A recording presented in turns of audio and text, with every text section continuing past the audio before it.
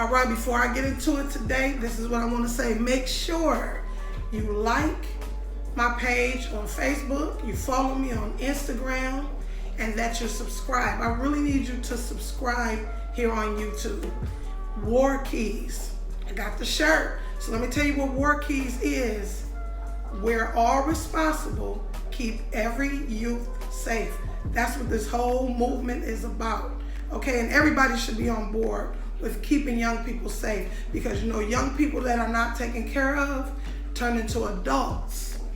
They have a lot of problems and cause a lot of problems. Because you know what they say? Hurt people hurt people. And we want as little people as possible out there hurting other people. So again, subscribe to my page. And if you like what I'm saying, share. I need you to share. And I need you to say some positive things, because if you're saying something crazy, I'm going to delete you anyway. All right, so Kuliana, that's where this shirt was created. She's a beast. She brought the vision to life. I talked to my kids, got some insight from them. But you see the people around, you see holding hands, you see the map in the middle, you know, all of that. So that's what it's about. All around the world, everybody. We're inclusive, the whole 9 yards. So I'm going to be bringing you stories. That's mainly what I'm going to do, because I've been doing this a long time and I have tons of stories, and I think people connect to stories. And a lot of people out here are going through a lot of things, and I cover young people the most, but I have a lot of stories about adults too. But I want everybody out here, not just the adults, other peers of young people. I want you to reach out and do the best that you can do to help someone else. So the story today is about someone that was on the verge of giving up. I'm going to call him Michael. All right, so this is when I worked in a high school. And Michael was very quiet, and I'm talking about so quiet like you could barely even get him to talk. Very smart kid. So he would come into the office and stand by the others. At the time, I was a secretary. I had only been in the school district a few years, and he would stand by the other secretary's desk. Miss Worthy, shout out to Tracy, but he would stand by her desk, and you know, we didn't know why, because it was just odd. And so as this became a pattern, I started looking at the clock like, okay, it's around the same time every day. So one day I asked Michael, come here, and he came over to my side, and I said, what is going on with you? Now, I'm not even expecting this boy to talk, but I said, what's going on with you? And he talks with a lisp, and I'm sorry, because I'm not imitating, like, to make fun of anybody. I just kind of do that. When I'm telling a story, I kind of take on the persona of the person sometimes, so forgive me. But it was like, he said something like, he's making fun of me. And I said, did you say he's making fun of you? I said, who's making fun of you? So he said, the guard. And I said, okay, why do you think he's making fun of you? He said he doesn't understand what I say. And I said, okay. Because in my mind, I'm like, I don't always understand what you say. You know, and that's not making fun of him. That's just the truth. So I was like, well, baby, maybe he really doesn't understand what you're saying. Maybe he's not making fun of you. He's trying to get you to say it clearer or something. He said, no, he is making fun of me. So, you know, I had to pause, because what I'm good at is listening.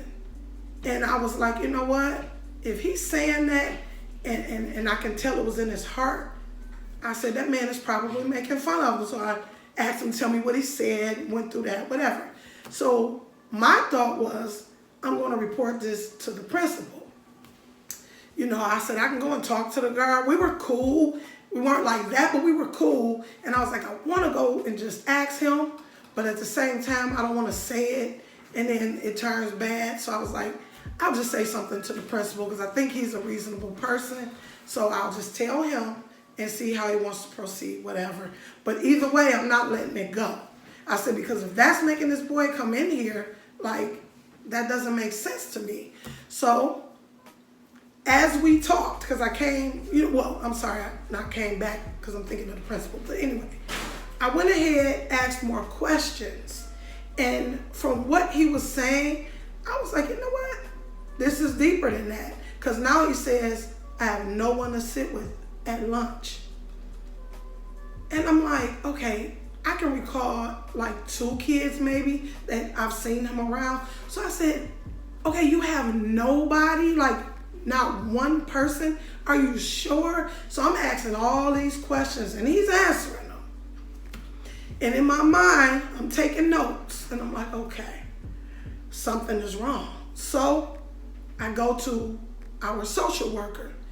Shout out to Miss Davis as well. I'm gonna say her name, but because she's awesome. I go to Miss Davis and I said, something is wrong with this student. I'm like, and I feel like he needs help today. She listened. She said, okay, I got it. She grabbed him, took him to his home, was gone a couple hours or so, came back and said, Miss Sharp, like, you were right.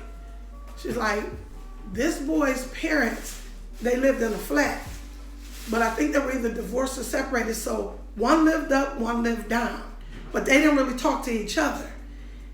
But the mom told her he has stopped showering, he does not brush his teeth, he doesn't participate in anything, he's withdrawing. Now mind you, he's already quiet, and I have 2 out of 3 that are, on the quiet side or whatever.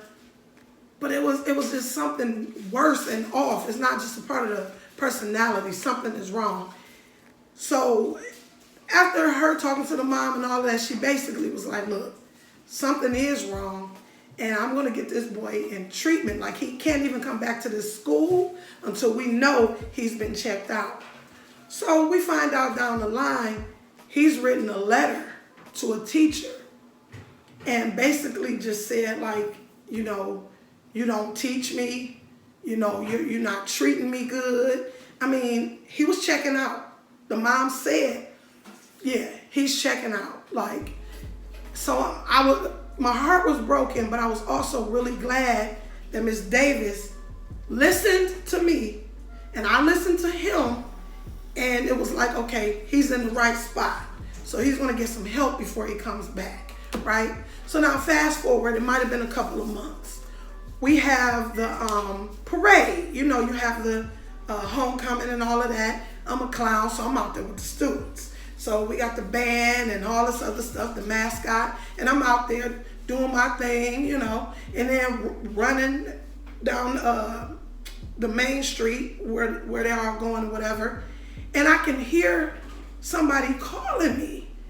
In the midst of all that noise, I'm like, I keep hearing my name. So I'm looking through a crowd of people, and I could see this tall boy jumping, and I'm like, Michael? So I look over, I run. I go over there, I'm like, what's up? And he was like, Miss Sharp, I'm better. I'm smiling. When I tell you, I'm talking about that was the best news I had heard in a while. I was like, God is good. Everybody don't believe in God, that's you, okay. But whatever happened, what I witnessed was something great. So I'm going to say, like I said on the first video, and I'm going to bring you a couple more because this mental health thing is serious. Reach out and help people. There are a lot of hurting people. Different reasons, different ages, the race, the socioeconomic status, the gender. And I'm talking about whatever gender. All of us. We go through something at different times. Some people will not tell you. Some people don't know how to tell you. And some people try to tell you and you do not listen. You do not listen. So we have to do better at reaching out to other people. Tapping in. Okay, we got to stay plugged in with people. We need each other. And again, we start with this. If you start when they're young, we prevent some of this when people are older. Most people are going to go on the same path unless something in their life changes, some type of intervention, something to stop the course from going in the same direction. Something has to happen. Or more than likely, not all the time, but more than likely it's going to go that way. So I thank you all for listening. And let me see. I think I've told you enough for now. Stay tuned. But like I said, subscribe, because maybe about 2 more videos away, I'm going to talk about my story, introduce you to my page for real. My daughter, the GOAT, she's working on some things so she can give me an intro and all that cool stuff. But I'm sweet without it, but we still going to do that. I hope this has helped somebody, and we're going to keep this thing going. Okay? I think right now it's time, again, to take a break. Hey, break it down for me. I need the landlord of the property. You know no time for no waste, man. I don't wanna play no. I could give you time, give you patience. We could take it slow. Oh, don't take that money. See the things that I won't be so like. Oh, you that somebody. Jack, make it bam bam for me. Oh, don't take that money. Now she takes your hands all on me. Make me wanna buy diamond. Make me wanna buy diamond. She gon' feel down like a bongo. Make it go left, right, when she drop that low like a mambo. Tell her push that down, she gon' be down like a bongo. When she touch that ground, but it got turned around, that's a combo. Tell her push that down. Mommy, what a pretty baby. What you shake it for me now.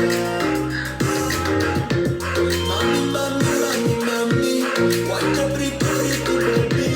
What you shake it for me now. Oh, from the baby.